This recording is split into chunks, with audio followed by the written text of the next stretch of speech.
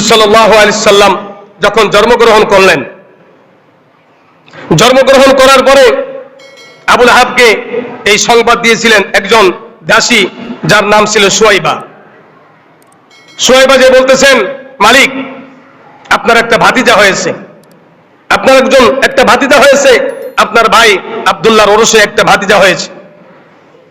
তো এই খবর যখন আবু তালেব, দেখেন আবু তালেব নবুয়তের আগে রসুলকে কেমন মহাব্বত করতেন, তো যখনই শুনছে যে আমার একটা ভাতিজা হয়েছে, এই সুয়াইবা একজন দাসী ছিল, তো সাথে সাথে এই দাসীকে তিনি আজাদ করে দিয়েছেন, খুশিতে আজাদ করে দিয়েছেন।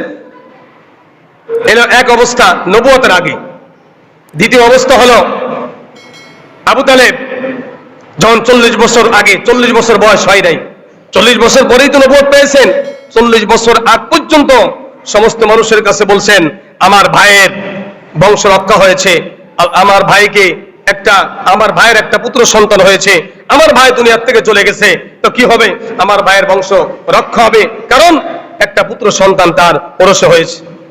3 নম্বর, চাচা অর্থাৎ আবু তালেব রাসূল সাল্লাল্লাহু আলাইহি সাল্লামের দুটি কন্যা হযরতে রুকাইয়া এবং উম্মে কুলসুম, এই দুইজনকে নিজের পুত্রবধূ করেছিলেন।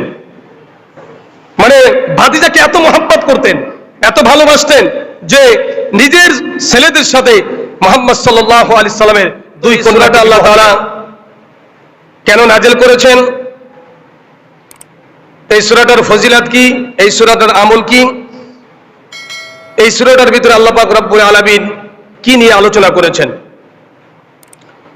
তো এই সূরাটার নাম হলো সূরাতুল লাহাব। তাফসীরের ভিতরে যে কটা তাফসীর দেখলাম, তো আল্লাহ পাক রব্বুল আলামিন পৃথিবীতে আল্লাহর যত শত্রু আছে,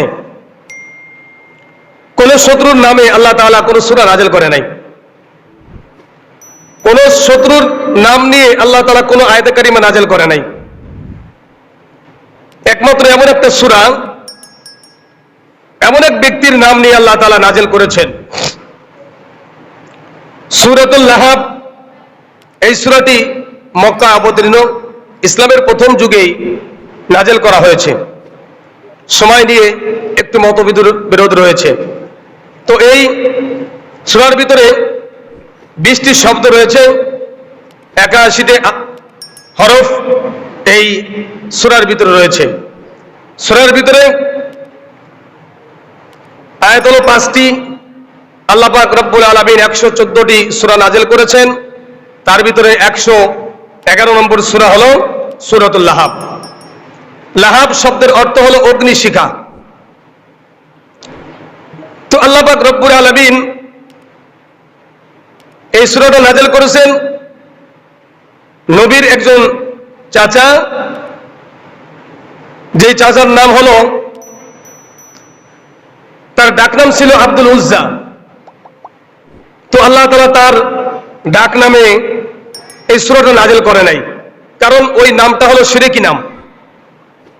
উজ্জা হলো, আব্দুল উজ্জা হলো উজ্জা দেবীর গোলাম, তাদের একটা মূর্তির নাম ছিল উজ্জা। তো এই জন্য আল্লাহ তাআলা সেই নামে সূরা নাজিল না করে তার কুনিয়াত নাম, উপনাম যাকে বলা হয়, কারণ অনেক মানুষ তার চেহারা দেখে একটু কালো, এই জন্য কালু বলে ডাকে। অনেকের চেহারা অনেক সুন্দর, তো লাল মিয়া করে ডাকে। এরকম কিছু নাম আছে যে তাদের চেহারায় দেখে মানুষ অনেক সময় সেই নামগুলো বক্তব্য করে। তো আল্লাহ তাআলা, আরববাসীরা আবু লাহাবকে লাহাব এই জন্য বলতো যে তার চেহারার ভিতরে মানে এত সুন্দর চেহারা ছিল যে কেমন যেন আগুনের শিখা তার চেহারার ভিতরে ফুটে উঠত। এই জন্য তাকে সকলে আবু লাহাব বলে ডাকতো। আর এ নামেই আল্লাহ পাক রব্বুল আলামিন এই সূরাটি নাজিল করেছেন। আবু লাহাব রাসূলের এমন একজন চাচা যে আজকে আমরা তাফসীরের ভিতরে পেয়েছি আবুল আহাবের নবুয়তের আগে এবং নবুয়তের পরে 7টি অবস্থা আবুল আহাবের ছিল। তো 3 অবস্থা ছিল আবুল আহাবের নবুয়তের আগে। আবুল আহাব নবুয়তের আগে আবুল আহাব হলো রাসূল সাল্লাল্লাহু আলাইহি সাল্লামের 10 চাচার একজন। আব্দুল মুত্তালিবের 10টি সন্তান ছিল। ছোট সন্তানের নাম ছিল আব্দুল্লাহ, যে আব্দুল্লাহর ওরসে আব্দুল্লাহর বংশের ভিতরে রক্তে হলো মুহাম্মদ রাসূলুল্লাহ সাল্লাল্লাহু আলাইহি ওয়াসাল্লাম। আর একজন চাচা ছিল। তো এই 10 জন চাচাকে 3 ভাগে ভাগ করা হয়েছে। কিছু চাচা রসুলের পরে ঈমানও আনছে এবং রসুলকে সাহায্য করেছে। আরেক প্রকার চাচা রসুলকে সাহায্য করেছে কিন্তু ঈমান আনে নাই। আরেকটা হলো যে রসুলকে সাহায্য করে নাই, রসুলের পরে ঈমানও আনে নাই। যারা রসুল সাল্লাল্লাহু আলাইহি ওয়াসাল্লামের উপরে ঈমান আনছে এবং সাহায্য করেছে তার ভিতরে ছিলেন হযরতে আব্বাস রাদিয়াল্লাহু তাআলা, হযরতে হামজা রাদিয়াল্লাহু তাআলা। আর যেই চাচা সাহায্য করেছে কিন্তু ঈমান আনে নাই তার ভিতরে একজনের নাম হলো আবু তালেব, যিনি রসুলকে অনেক মহব্বত করতেন। যখন শিয়াবে আবু তালিবে রসুল সাল্লাল্লাহু আলাইহি সাল্লাম এবং তার সাথীবর্গদেরকে এরকম ভাবে জেলখানার ভিতরে আটকে রাখলেন, তখনও আবু তালেব তার সাথে ছিল। এবং আবু তালেব বলতো, ভাতিজা তুমি চিন্তা করো না, আমার গায়ে রক্ত থাকা অবস্থায় তোমার গায়ে কেউ আঁচড় দিতে পারবে না, এটা আমি তোমাকে আশ্বাস করলাম। তো আবু তালেব যদিও নেতা ছিল, রাসূল সাল্লাল্লাহু আলাইহি সাল্লামকে অনেক মহব্বত করতেন।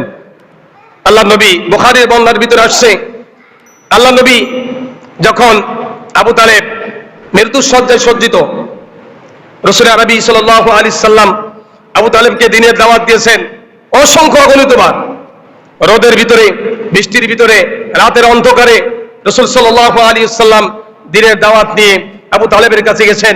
যেহেতু আবু তালেব রাসূল সাল্লাল্লাহু আলাইহি সাল্লামকে অনেক মহব্বত করেন, রাসূল চিন্তা করলেন এই মহব্বতে তো আমি জান্নাতে নিতে পারবো না, তো যদি আমার পরে ঈমান আনে, আল্লাহকে বিশ্বাস করে, তো আমি এর ওসিলায় কিয়ামতের ময়দানে আমার চাচা আবু তালেবকে আল্লাহর কাছে আরজি পেশ করে আল্লাহর কাছ থেকে তাকে আমি জাহান্নাম থেকে মুক্ত করে জান্নাতের ফয়সালা করে দিতে পারবো।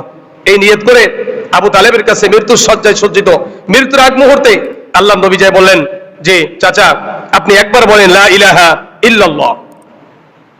তো ওই মজলিসের ভিতরে আবু জাহেলও ছিল, অন্য অন্য নেতারাও ছিল। তো আবু তালেব বললেন, ভাতিজা আমি জানি যে তুমি সত্য নবী, এতে কোনো সন্দেহ নাই। তো আমি মানুষের ভর্সনার কারণে দুনিয়ার মানুষ আমাকে ছিছি করবে, দুনিয়ার মানুষ আমাকে আমার পরে থুতু নিক্ষেপ করবে, আমাকে এরকম গালি দিবে যে ভাতিজার মৃত্যুর ভয়ে ভাতিজার ইসলামকে গ্রহণ করেছেন চাচা, এই ভয়ে, এই যে একটা লজ্জা আমার, আমি আখিরাতকে বিসর্জন দিয়ে দুনিয়া আমি প্রাধান্য দিলাম, অর্থাৎ দুনিয়া আমি বিসর্জন দিতে পারবো না। আমি পারবো না যে মানুষ আমার মৃত্যুর পরে আমাকে গালি দিক, আমাকে থুতু নিক্ষেপ করুক, আমাকে নিয়ে বাজে মন্তব্য করুক, এটা আমি চাই না। এই জন্য রাসূল সাল্লাল্লাহু আলাইহি ওয়াসাল্লামকে বললেন যে আমি ইসলাম ধর্ম গ্রহণ করতে পারবো না, তবে তুমি যে নবী এটা সত্য, এর ভিতরে কোনো সন্দেহ নাই।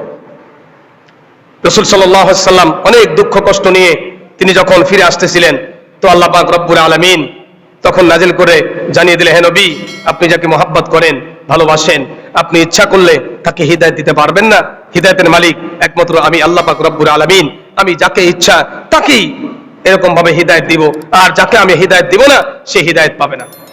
তো এই ছিল রাসূল সাল্লাল্লাহু আলাইহি ওয়াসাল্লামকে মহব্বত করনেওয়ালা, সাহায্য করনেওয়ালা, কিন্তু ঈমান আনে নাই। আর হযরতে হামজা রাদিয়াল্লাহু তাআলা, হযরতে আব্বাস রাদিয়াল্লাহু তাআলা, তারা নিজের জান, নিজের মাল দিয়ে রাসূল সাল্লাল্লাহু আলাইহি সাল্লামকে এরকম হেফাজত করেছে। হযরতে হামজা রাদিয়াল্লাহু তাআলা শাহাদাত বরণ করেছে ইসলামের পক্ষে থেকে। এরা এই দুই চাচা ইসলামের পক্ষে এসে ঈমানও আনছে, রাসূলকে সাহায্য করেছে। আর এক চাচা তিনি ঈমানও আনে নাই, ঈমান আনে নাই কিন্তু সাহায্য করেছে। আর এক চাচা ছিল তিনি ঈমানও আনে নাই, আর রসুলকে সাহায্য করে নাই, বরংস রসুলকে গালি দিয়েছে, রসুলকে রক্তাক্ত করেছে, রসুলের গায়ে পাথর নিক্ষেপ করেছে, রসুলের মুখের পরে এরকম থুতু নিক্ষেপ করেছে। তার ভিতর একজন ছিল আবু লাহাব। হযরত আব্দুল্লাহ ইবনে মাসউদ রাদিয়াল্লাহু তাআলা বলেন, রাসূল সাল্লাল্লাহু আলাইহি সাল্লাম দিনের দাওয়াত দিতে মক্কার পাশে একটা বাজারে গেলেন। বাজারে যাওয়ার পরে রাসূল সাল্লাল্লাহু আলাইহি সাল্লাম বলতেছেন, হে মানুষ সকল, ইয়া আইয়ুহান নাস কুলু লা ইলাহা ইল্লাল্লাহু তুফলিহুন, হে মানুষ সকল তোমরা বলো লা ইলাহা ইল্লাল্লাহ, একমাত্র আল্লাহই আমাদের মাহবুদ, আল্লাহই আমাদের রব, এটা মেনে নাও। যদি তোমরা মানো তাহলে তোমরা দুনিয়া এবং আখিরাতে তোমরা সফলতা অর্জন করবে। তো আব্দুল্লাহ ইবনে মাসউদ রাদিয়াল্লাহু তাআলা বলেন, আমি দেখলাম যে আবু লাহাব রাসূল সাল্লাল্লাহু আলাইহি সাল্লামের পিছনে থাকতেন সবসময়ের জন্য। যেখানেই দিনের দাওয়াত দিতে যাইতো আবু লাহাব সবসময়ের জন্য রসুলের পিছনে পিছনে যে তাকে এরকম ভাবে গালি দিত, তাকে জাদুকর বলতো, তাকে পাগল বলতো, এবং মানুষকে বলতো, এই এটা আমার ভাতিজা, খবরদারের কথা শুনবে না, একজন মিথ্যাবাদী, একজন প্রতারক, একজন এরকম ভাবে গালিগালাজ করতো। আবু লাহাব পিছন দিয়ে রাসূল সাল্লাল্লাহু আলাইহি সাল্লামকে পাথর মেরে রক্তাক্ত করে ফেলতো। তো আবু লাহাবের ছাত্র অবস্থা আমরা আজকে জানবো।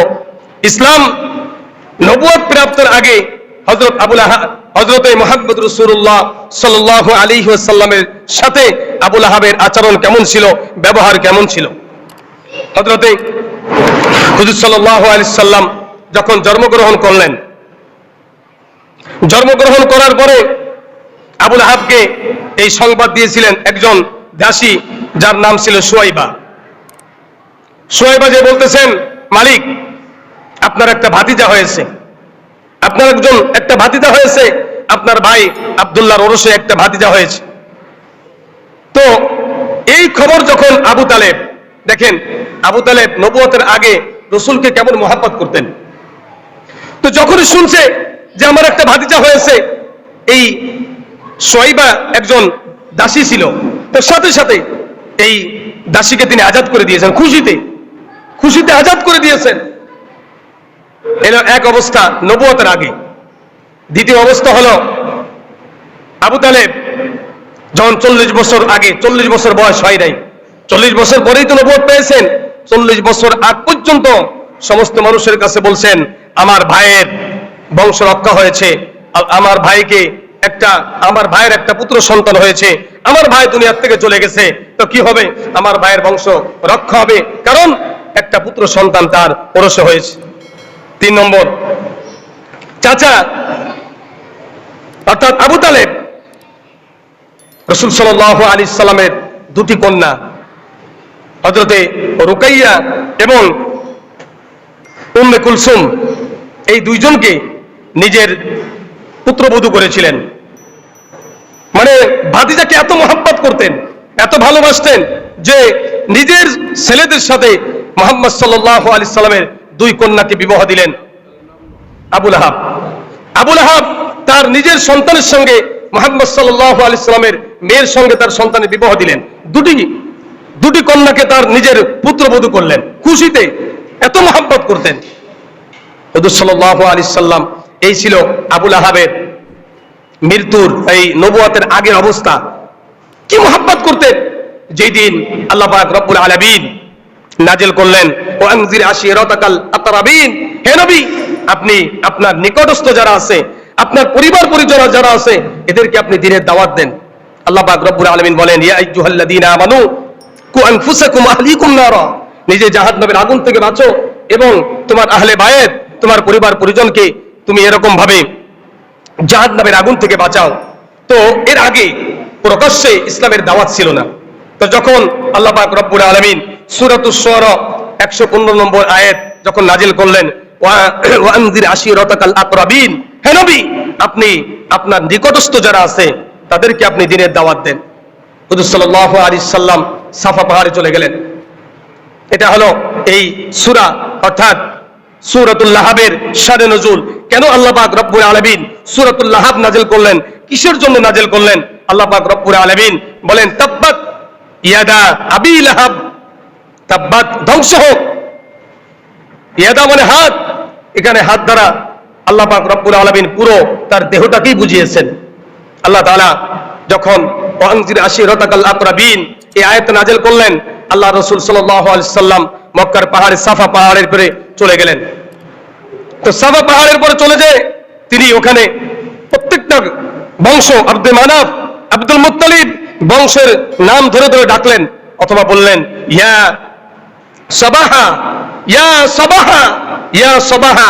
এই শব্দগুলো তিনি পাহাড়ের উঁচার ভিতরে যে তিনি এই শব্দগুলো উচ্চারণ করলেন।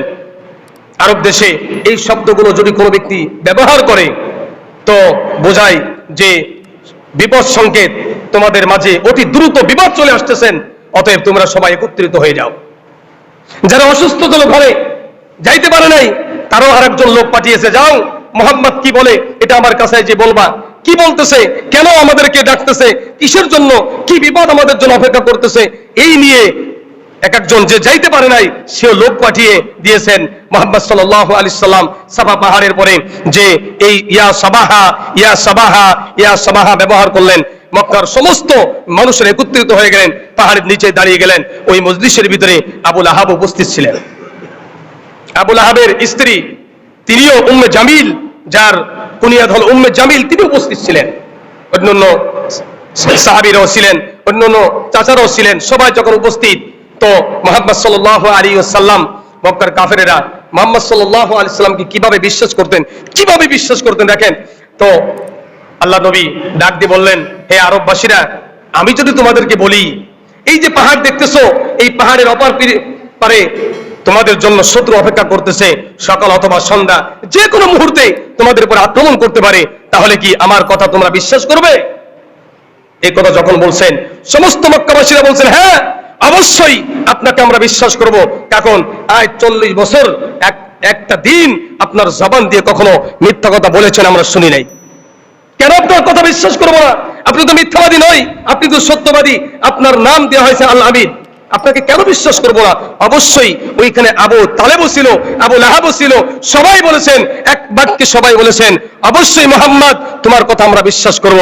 তুমি যদি আমাদেরকে বলো যে পাহাড়ের ওপারে আমাদের জন্য শত্রু অপেক্ষা করতেছে, যে কোনো মুহূর্তে আমাদের উপর আক্রমণ করতে পারে, অবশ্যই এই কথা আমরা বিশ্বাস করব। আল্লাহ নবী যখন এই কথা সবার সামনে বললেন, তো সবাই যখন তার কথা বিশ্বাসের আশ্বাস দিলেন, তো বললেন, এ মানুষ সকল, তোমরা সকলে বলো লা ইলাহা ইল্লাল্লাহ মুহাম্মাদুর রাসূলুল্লাহ, আমি তোমাদের কাছে নবী, আল্লাহ পাক আমাকে নবী হিসেবে পাঠিয়েছেন, আমি তোমাদের জাহান্নামের আগুনের ভয় করতেছি। তোমরা যদি লা ইলাহা ইল্লাল্লাহ না পড়ো, তোমাদের জন্য কঠিন আযাব তোমাদের জন্য অপেক্ষা করতেছে, আমি এই জন্য তোমাদেরকে ওই কঠিন আযাব থেকে সতর্ক করতেছি। এই কথা যখনই বলেছেন, দুটো রিওয়ায়াত এখানে বর্ণিত আছে। একটা রিওয়ায়াতের ভিতরে আসছে আবু লাহাব তিনি পাথর হাতে নিয়ে মুহাম্মদ সাল্লাল্লাহু আলাইহি সাল্লামকে উদ্দেশ্য করে এরকম ভাবে পাথর নিক্ষেপ করেছে। অন্য রিওয়ায়াতের ভিতরে আছে আবু লাহাব তখন বললেন, তাব্বাল্লাকা আলি হাদা জামাতানা, হে মুহাম্মদ তুমি ধ্বংস হও, এই জন্য কি আমাদেরকে একত্রিত করেছো? এই কথা বলার জন্য যে আজকে আমরা যে মূর্তিগুলোর পূজা করি, দেবদেবীর পূজা করি, লাত উজ্জার পূজা করি, আজকে তাকে বাদ দিয়ে তোমার কথা মানবো, এক ওয়াহিদ আল্লাহর কথা মেনে নিব, কোশ্চিন কালেও নয় তোমাকে আমরা মানতে পারবো না। তার জন্য বদদোয়া করলেন, রাসূলের জন্য বদদোয়া করলেন, তাব্বাল্লাকা আলি হাদা জামাতানা, এই জন্য কি আমাদেরকে একত্রিত করেছো, তুমি ধ্বংস হয়ে যাও। এই কথা যখন বলেছে, সবাই কিন্তু বলে নাই, একজন বলেছেন, তিনি হলেন রাসূলের চাচা, তিনি হলেন এই লাহাব, আবু লাহাব। এই জন্য আল্লাহ তাআলা কোরআনের ভিতরে কোন কাফেরের নাম নিয়ে আল্লাহ তাআলা কোন সূরা নাযিল করে নাই, একমাত্র আবু লাহাবের নামেই আল্লাহ তাআলা সূরা, ছোট্ট একটি সূরা নাযিল করেছেন। আল্লাহ তাআলা এই বদদুয়াকে আল্লাহ পছন্দ করলেন না, সাথে সাথে জিবরাইল আলাইহিস সালাতু ওয়াস সালামকে দিয়ে আল্লাহ পাক রব্বুল আলামিন নাযিল করলেন, তাব্বাত ইয়াদা আবি লাহাবি ওয়া তাব। হে নবী আপনি চিন্তা করেন না, আমি আল্লাহ পাক রব্বুল আলামিন ফয়সালা করে দিয়েছি যে আবু লাহাব সে নিজেও ধ্বংস হবে, তার হাতও ধ্বংস হবে, সে নিজেও ধ্বংস হবে। আল্লাহ তাআলার পক্ষ থেকে এরকম ভাবে তিনি আল্লাহ পাক রব্বুল আলামিন তার জন্য বদদোয়া সূরা নাযিল করে দিলেন। এই জন্য তাফসীরের ভিতরে আসছে, যদি কোনো ব্যক্তি তার শত্রু বেড়ে যায়, এটা হলো আমল, এটা হলো কি আমল। কোনো ব্যক্তি যদি তার শত্রু বেড়ে যায়, তো বেশি বেশি সূরাতুল লাহাব তেলাওয়াত করলে আল্লাহ তাআলা তার শত্রুর হাত থেকে আল্লাহ তাআলা তাকে হেফাজত করবেন। 2 নম্বর আমল হলো, আমাদের অনেকের দাঁতের ব্যথা থাকে, দাঁত, এই দাঁতের ব্যথা, দাঁতের ভিতরে পোকা জমে, আর এই পোকার কারণে দাঁতের ব্যথা হয়। যদি কোনো ব্যক্তি বেতের নামাজে দ্বিতীয় রাকাতে সূরাতুল লাহাব তেলাওয়াত করে, তো এই লাহাবের কারণে আল্লাহ তাআলা দাঁতের যন্ত্রণাকে আল্লাহ তাআলা সরাই দিয়ে আল্লাহ তাআলা তাকে হেফাজত করবেন। এই জন্য আমরা এই সূরা লাহাবের এই আমলগুলো আমরা বেশি বেশি করব। আল্লাহ নবী যখন সাফা পাহাড়ের থেকে নেমে চলে আসলেন, আবু লাহাবের নামে সূরা নাজিল হয়ে গেছে, সূরা নাজিল হয়ে গেছে, বদ্দ নাজিল হয়ে গেছে। আবু লাহাব ধ্বংস হোক, মা আগনা আনহু মালুহু ওয়া মা কাসাব। এই আয়াত নাজিল করে আল্লাহ পাক রব্বুল আলামিন বুঝাইলেন তার সন্তানাদি, তার টাকা পয়সা কোনো কাজে আসবে না। কেন নাজিল করলেন মা আগনা আনহু মালুহু ওয়া মা কাসাব? তো ওখানে আবু লাহাব মুহাম্মদ সাল্লাল্লাহু আলাইহি সাল্লামকে বলেছিলেন, হে মুহাম্মদ, আমার সম্পত্তি সম্পর্কে তোমার কোনো ধারণা আছে? ওই সময় মক্কার ভিতরে 4 জন ব্যক্তি ছিলেন, ধনাঢ্য ব্যক্তি, তার ভিতরে একজন ছিলেন আবু লাহাব। তিনি বলছেন, মুহাম্মদ, তুমি কি আমাকে আযাবের ভয় দেখাও? তোমার আল্লাহকে আমি আমার টাকা দিয়ে, ঘুষ দিয়ে তোমার আল্লাহকে কিনে আমি আযাব থেকে রক্ষা পাবো। নাউযুবিল্লাহি মিন যালিক। নাউযুবিল্লাহ বলেন। আল্লাহকে ঘুষ নেয় আমাদের মতন, হ্যাঁ? আল্লাহু আকবার। আবু লাহাব বলেছিলেন, মুহাম্মদ, তুমি যে আযাবের ভয় দেখাইতেছো, যে আযাব দিবে, তোমার আল্লাহকে আমি আমার টাকা দিয়ে, পয়সা দিয়ে, আমার ধন দৌলত দিয়ে কিনে আমি আযাব থেকে হেফাজত হয়ে যাব। এই জন্য আল্লাহ পাক রব্বুল আলামিন বলেন, মা আগনা আনহু মালুহু ওয়া মা কাসাব। তার টাকা পয়সা, দান, তার ধন দৌলত, তার সন্তানাদি কোনো কাজে আসলো না। আল্লাহ নবী যখন সূরা লাহাব নাজিল হয়ে গেছে, মক্কার মানুষেরা সূরা লাহাব যখন শুনলেন, আবু লাহাবের স্ত্রী হযরত উম্মে জামিল 2 হাতে 2টা পাথর নিয়েছেন মুহাম্মদকে আঘাত করার জন্য। আমার নামে, আমার স্বামীর নামে সূরা নাজিল হয়েছে, আমার স্বামীর নামে বদদোয়া নাজিল হয়েছে। উম্মে জামিল খুব রাগান্বিত হয়ে গেল। আল্লাহ নবী মুহাম্মদ রাসূলুল্লাহ সাল্লাল্লাহু আলাইহি ওয়াসাল্লাম বাইতুল্লাহর ভিতরে বসে বসে কোরআন তেলাওয়াত করতেছে। পাশে হযরত আবু বকর সিদ্দিক রাদিয়াল্লাহু তাআলা বসা। উম্মে জামিল 2 হাতে 2টা পাথর নিয়ে আসতেছেন, মুহাম্মদকে গালি দিতে দিতে আসতেছেন। আবু বকর সিদ্দিক রাদিয়াল্লাহু তাআলা ডাক দিয়ে বলেন, ইয়া রাসূলুল্লাহ, ইয়া হাবিবাল্লাহ, আপনার বিয়াই এবং চাচি আত্মীয় 2 প্রকার। রাসূলের মেয়ে বিবাহ দিয়েছেন, আবু লাহাবের ছেলের সাথে 2 ছেলের সাথে 2 মেয়ে বিবাহ দেওয়া হয়েছে। একদিক দিয়ে বিয়ান হয়, আরেক দিয়ে চাচি হয়, আত্মীয় 2টা। আল্লাহ নবী মুহাম্মদ রাসূলুল্লাহ সাল্লাল্লাহু আলাইহি ওয়াসাল্লাম আবু বকরকে বলতেছেন, আবু বকর, তুমি চিন্তা করো না, আল্লাহ পাক রব্বুল আলামিন বলেছেন, ওয়া ইযা ক্বরাআল কুরআনা জাআলনা বাইনাকা ওয়া বাইনাহুম। যে ব্যক্তি কোরআন তেলাওয়াত করে, আল্লাহ পাক রব্বুল আলামিন কোরআন তেলাওয়াতকারী এবং কাফেরদের মাঝে আল্লাহ তাআলা একটা পর্দা ফেলে দেয়। কাফের বেঈমানেরা কোরআন তেলাওয়াতকারীকে দেখতে পায় না। হযরত আবু বকর সিদ্দিক রাদিয়াল্লাহু তাআলা বসে আছেন, পাশেই রাসূল সাল্লাল্লাহু আলাইহি সাল্লাম কোরআন তেলাওয়াত করতেছেন, কোরআন পড়তেছেন। উম্মে জামিল বাইতুল্লাহর ভিতরে ঢুকে পড়লেন। আবু বকরকে ডাক দিয়ে, হ্যাঁ আবু বকর, তোমার বন্ধু কোথায়? আসছিলাম তোমার বন্ধুকে তো আঘাত করার জন্য। আমার বংশের নামে, আমার স্বামীর নামে বদদোয়া নাজিল হয়েছে তার প্রভুর পক্ষ থেকে, তার আল্লাহর পক্ষ থেকে। আজকে যদি পাইতাম তাকে আমি এখানেই শেষ করে ফেলাইতাম। আবু বকর মনে মনে চিন্তা করলেন, আমার পাশেই তো কোরআন তেলাওয়াত করতেছে, আমি রাসূলের কোরআন তেলাওয়াত শুনতেছি, আমি রাসূলকে দেখতেছি, রাসূল আমাকে দেখতেছে, অথচ উম্মে জামিল রাসূলকে দেখে না, তার আওয়াজও শুনতে পারলেন না। যখন তিনি রাগান্বিত হয়ে আবু বকরকে বলতেছে, আবু বকর, তুমি কি জানো তোমার বন্ধু মুহাম্মদ কোথায়? আবু বকর চিন্তা করতেছেন, এখন যদি বলি আমি জানি না তাহলে মিথ্যা কথা হয়, আর যদি বলি এই যে, তাহলে তো মিথ্যা কথা হবে, কারণ সে তো দেখতেছে। হযরত আবু বকর বললেন, তোমার বিয়াইকে তুমি নিজে খুঁজে নাও, কোথায় আছে আমি জানি, কোথায় আছে তুমি খুঁজে নাও, আমি তোমাকে বলতে পারবো না। খুব রাগান্বিত হলেন। বেশি রাগান্বিত হওয়ার কারণে কাছে যদি কোনো কিছু থাকে আশেপাশে একটু নিক্ষেপ করা হয়। রাগেতে পাথর নিক্ষেপ করছে এই বাইতুল্লাহর দেওয়ালে, 2 দেওয়ালে 2 খান এরকম নিক্ষেপ করে চলে আসছে, আর গালিগালাজ করতে করতে চলে আসছে উম্মে জামিল, যে আজকে মুহাম্মদকে পাইলাম না, যদি পাইতাম তো দেখাই দিতাম। তো যখন চলে আসছেন আল্লাহর নবী, আবু বকর বলতেন, ইয়া রাসূলুল্লাহ, আমি আপনাকে দেখতেছি, কিন্তু আপনার বিয়ান কেন দেখলো না? তো আল্লাহ তাআলা কোরআনের আয়াত ওয়াইদা ক্বরাআতাল কুরআনা জাআলনা বাইনাকা ওয়া বাইনাল্লাযীনা লা ইউমিনুনা বিল আখিরাতি হিজাবাম মাসতুরা। আল্লাহ পাক রব্বুল আলামিন বলেছেন কাফের এবং বেঈমানদের মাঝে আল্লাহ পাক রব্বুল আলামিন, মুমিন যখন কোরআন তেলাওয়াত করে কাফের বেঈমান আর মুমিনের মাঝে আল্লাহ তাআলা পর্দা, নূরের পর্দা ফেলে দেয়, যেই পর্দার কারণে ওই উম্মে জামিল নামক যে জালেম সেও মুহাম্মদ সাল্লাল্লাহু আলাইহি সাল্লামকে দেখতে পায় নাই। হুজুর সাল্লাল্লাহু আলাইহি সাল্লাম যখন এই সূরা নাজেল হয়েছে, নাজেল হওয়ার পরে আবু লাহাব বাড়ি চলে গেছেন, তার দুই সন্তানকে ডাকছে, এই এদিকে আসো। একজনের নাম হলো উতবা আর একজনের নাম উতাইবা। তো দুজন যখন আসছে, আসার পরে বলতেছেন তোমাদের শ্বশুর, তার কাছে তার প্রভুর পক্ষ থেকে সূরা নাজেল হয়েছে আমাদের বিরুদ্ধে, আমি চাই এই মুহূর্তে তার দুই সন্তানকে তোমরা তালাক দিবে। যদি তালাক না দাও তোমাদের চেহারা আমি দেখতে চাই না এবং আমার সম্পত্তির কোনো ভাগীদারও তোমরা হবে না, তোমাদেরকে আমার সম্পত্তি থেকে তোমাদেরকে বঞ্চিত করে ফেলবো।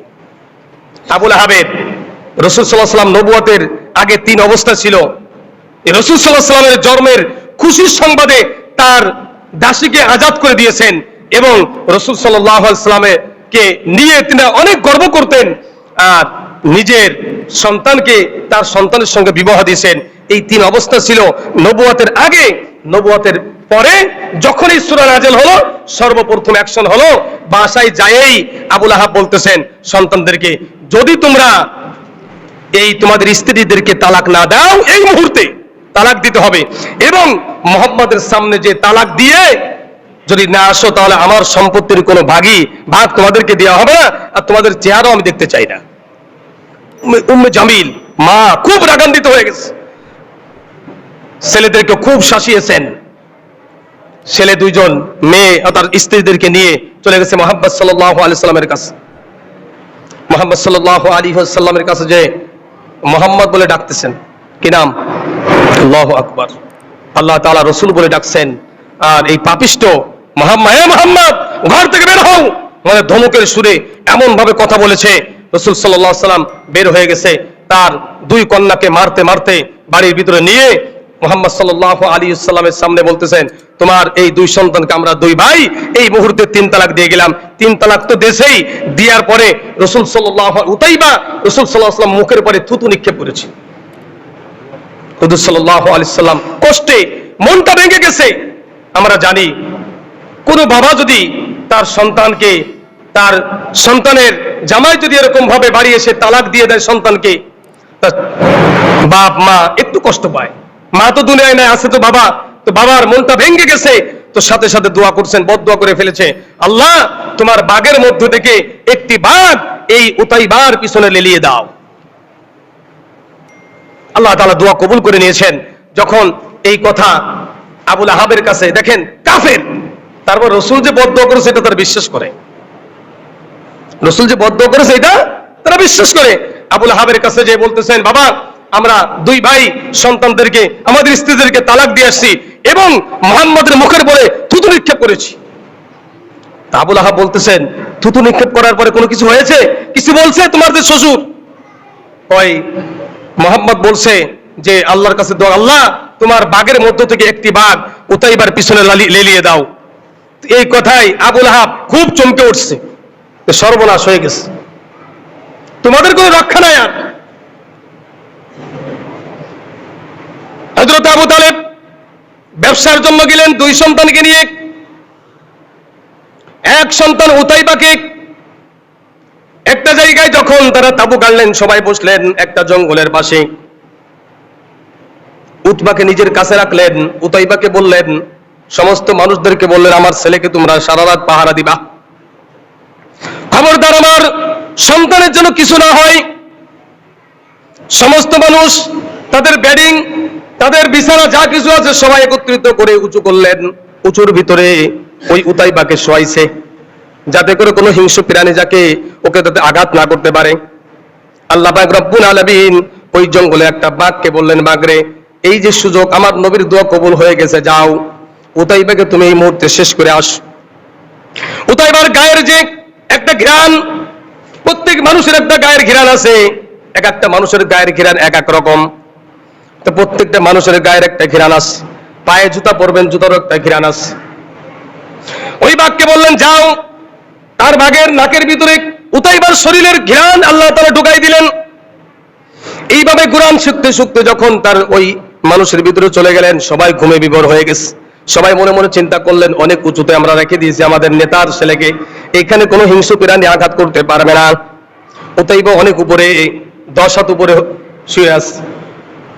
সবাই মনে মনে চিন্তা করতেছে, নেতার সন্তানকে আমরা হেফাজত করতে পারছি। বাঘ আসছে, জুতা এরকম চেক করতেছে, এই ঘিরানটা কোন জুতার ভিতরতে আসে। জুতা চেক করছে, সবার মানুষের শরীর চেক করা হয়ে গেছে। বাঘ সবাই মানুষের ঘ্রাণ নিছে। আমার নাকের ভিতরে যে ঘ্রাণটা দেওয়া হয়েছে, ওই ঘ্রাণটা তো কারোর সঙ্গে মিলে না। হঠাৎ করে উপর দিকে চেয়ে দেখে উপরে একজন ব্যক্তি আছে। উপরে যায় এক থাবাই উতাইবাকে আল্লাহ পাক রব্বুল আলামিনের বাগে এক থাবাই দুনিয়ার থেকে বিদায় করে দিয়েছে। আল্লাহ রাসূলের বদদোয়া, এটা যার জন্য করেছে, আল্লাহ রাসূল যার জন্য বদদোয়া করেছে, সে আর দুনিয়ায় থাকতে পারবে না, ওই বদদোয়া লাগবেই। আবু লাহাব, আল্লাহ নবী বিশ্বনবী মুহাম্মদ রাসূলুল্লাহ সাল্লাল্লাহু আলাইহি ওয়াসাল্লাম যখন আল্লাহ পাক রব্বুল আলামিন সূরাতুল লাহাব নাযিল করলেন, তাব্বাত ইয়াদা আবি লাহাব, ধ্বংস হোক আবু লাহাব এবং তার 2 হাত, তার মানে আবু লাহাব নিজেই ধ্বংস হোক। মা আগনা আনহু মালুহু ওয়া মা কাসাব, তার কাজে আসলো না, তার ধন সম্পদ, তার সন্তানাদি কোনো কাজে আসলো না। বদর যুদ্ধের 7 দিন পরে আবু লাহাব তার পিঠে অথবা গলার ভিতরে আমরা বসন্ত রোগ বলি, বসন্ত রোগ উঠছে, গলার ভিতরে একটা ফোড়া উঠছে। বদর যুদ্ধের 7 দিন পরে তার গলার ভিতরে একটা ফোড়া উঠছে, শরীরের ভিতরে কয়েকটা ফোড়া উঠছে। আমরা বলি আমাদের দেশে বসন্ত রোগ যাকে বলা হয়। আর মক্কাবাসীর এই বসন্ত রোগকে সোয়াইচ রোগ বলে। যখন আবু লাহাবের শরীরের ভিতরে এই ঘটছে, কয়েকদিনের ভিতরে তার শরীরের পুরো শরীরটা ভরে গেছে, পচে দুর্গন্ধ শুরু হয়ে গেছে, মানুষ কেউ তার কাছে যায় না, তার স্ত্রীও সরে গেছে, ছেলেরাও চলে গেছে। দেন না কিছুদিন আগে করোনা আসছিল আমাদের দেশে, হ্যাঁ, করোনা আসার কারণে করোনার রোগে যে লোকটা মারা গেছে, স্বামী যদি স্ত্রী মারা যায় স্বামী তার কাছে যায় নাই, সন্তান মারা গেছে বাবাও তার কাছে যায় নাই, বাবা মারা গেছে সন্তানও তার কাছে যায় নাই। এটা আল্লাহ তাআলা বুঝাইলেন। দেখো আবু লাহাব যখন এই রোগে আক্রান্ত হয়ে গেল, তো এলাকার বাসী বলতেছেন যে তোমরা এলাকায় থাকবো নাকি আমরা এলাকায় থাকবো। তো আবু লাহাবকে পাহাড়ের চূড়ায় রেখে আসলেন, পাহাড়ের চূড়ায় রেখে আসছে। করোনায় মারা গেছে সন্তান, মারা গেছে বাবা, ওখানে ধরে নাই। অসংখ্য অগণিত ওলামায়ে কেরাম ওই করোনার রোগীদেরকে গোসল করায়, কাফন পরায়, জানাজা পড়ে তারপর দাফন করেছে। অথচ আমরা সোয়াশে লোক মনে করে আমরা সন্তান মারা গেছে বাবা ধরে নাই, সাহস করে নাই ধরতে। বাবা মারা গেছে সন্তান কাছে যায় নাই, হ্যালো ওইখান থেকে হাসপাতালে মারা গেছে আর হাসপাতালে যায় নাই, বলছে ওখান থেকে আপনারা যা করেন তা করেন। এরপরে উলামায়ে কেরাম এসে ওই লাশগুলোকে নিয়ে, কারণ লাশের একটা মর্যাদা আছে, এই মর্যাদা রক্ষার জন্য উলামায়ে কেরাম, অসংখ্য অগণিত উলামায়ে কেরাম, তারা এই লাশগুলোকে গোসলও করিয়েছে, কাফনও পরিয়েছে, দাফনও করেছে, জানাজার নামাজ পড়িয়েছে। তো আবু লাহাবকে পাহাড়ের চূড়ায় রেখে আসছে, 3 দিন ওই অবস্থায় ছিল, 3 দিন পরে মারা গেছে। মারা যাওয়ার পরে লাশের কাছে কেউ যায় না। মা আগনা আনহু মালুহু ওয়া মা কাসাব, এই আয়াতের ব্যাখ্যার ভিতরে আসছে, তাফসীরের ভিতরে আসছে। তাফসীর ইবনে কাসির, আল্লামা ইবনে কাসির রাহমাতুল্লাহ আলাইহি লিখেছেন, 3 দিন পরে গন্ধ যখন ছড়িয়ে পড়ছে, তো নেতা মারা গেছে, কর্মীরা আছে না, নেতা মারা গেছে, কর্মী আছে না, কর্মীরাও কাছে যায় না। কি একটা আজব দেশ! নেতা আক্রান্ত হয়েছে, কর্মীরা তার কাছে যায় না, অথচ ওই নেতার মাধ্যমে কর্মীরা অনেক ধন সম্পদ লুট করেছে। সেই নেতা আক্রান্ত হয়ে মারা যাচ্ছে, তার লাশের কাছেও কেউ যাচ্ছে না। আবু লাহাব পড়ে মরে দুর্গন্ধ হয়ে গেছে, কেউ যায় না। তার সন্তানের কাছে খবর দেওয়া হয়েছে যে আপনার বাবা মারা গেছে, লাশ তো দুর্গন্ধ ছড়াচ্ছে, এই দুর্গন্ধ তো এলাকার ভিতরে বিষাক্ত হয়ে যাবে, যা কিছু করার করেন, আমি কি করব আমরা। তো সন্তানদের দূরের থেকে আরেকজন কামলা টাকা দিয়া, শ্রমিক কামলা নিছে, তোমরা 4 জন এরা চারজন কি করছে, বড় লাঠি নিয়ে আবুল আহাবকে এরকম লাঠি দিয়ে খুসায় ওই যে উপরে পাহাড়ের উপর মারা গেছে, নিচে গর্ত করছে। মা আগনা আনহু মালুহু ওয়া মা কাসাব, তার সন্তানাদি কোনো কাজে আসলো না, তার টাকা পয়সাও করে কাজে আসলো না, দুনিয়াও কাজে আসলো না, আখিরাতে তো আসবেই না। বড় লাঠি নিয়ে, মোটা লাঠি নিয়ে আবুল আহাবের লাশটাকে এরকম খুসাইতে পাহাড় থেকে নামাইয়ে ধাক্কাইতে গর্তের ভিতরে ফেলে দিয়ে দূর থেকে তারা মাটি চাপা দিয়ে সবাই চলে গেছে, নাকে কাপড় বেঁধে। মা আগনা আনহু মালুহু ওয়া মা কাসাব, আবুল আহাবের সম্পদ, আবুল আহাবের ধন সম্পত্তি, আবুল আহাবের সন্তানাদি কোনো কাজে তার আসলো না। আসছে কোনো কাজে আসছে? আল্লাহ তাআলা বেইজ্জতি করে, অপমানিত করে নেতাকে দুনিয়া থেকে চিরে বিদায় করেছে। এই জন্য এমন নেতা আমরা চাই যেই নেতার নীতি আছে। যেই নেতার কোনো নীতি নাই, ওই নেতার কোনো দরকার নাই। নেতা বিপদে পড়লে কর্মীরা যায় না, কর্মী বিপদে পড়লে নেতারাও যায় না। আমাদের দেশে অসংখ্য অগণিত মিসাল রয়েছে। তো আবুল আহাবকে 3 দিন পরে এইরকম ভাবে অপমানিত করে লাঠিতে খুসায় গর্তের ভিতরে ফেলে মাটি চাপা দিয়ে এরকম ভাবে রাখছে। এই জন্য আল্লাহ তাআলা বলেন, মা আগনা আনহু মালুহু ওয়া মা কাসাব সায়াসলা নারান যাতা লাহাব। এই আবুল আহাবের জন্য যন্ত্রণাদায়ক শাস্তির অপেক্ষা করতেছে। সায়াসলা নারান যাতা লাহাব ওয়া মুরাতুহু হাম্মালাতুল হাতাব।